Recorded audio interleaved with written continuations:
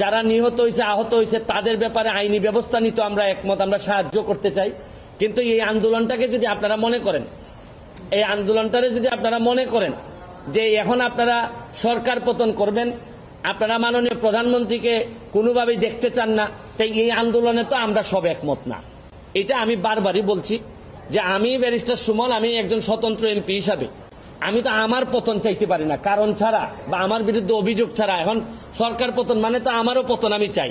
আর প্রশ্ন হচ্ছে গিয়ে কোটা আন্দোলনের জন্য আসছিলেন, আপনারা সফল হয়েছেন এবং এটা মানতে বাধ্য হয়েছে সবাই, এটা আদালতের মাধ্যমে আসছে। এখন আপনারা বিচার চাইতে পারেন যে কোন কোন জায়গায় অন্যায় হয়েছে।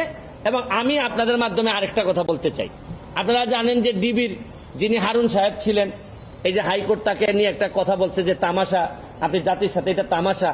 এরপরে কিন্তু সরকারের একটি, আমার কাছে মনে হচ্ছে একটি ভালো দিক যে পরের দিনই কিন্তু তাকে এখান থেকে সরাই দেওয়া হয়েছে। আমি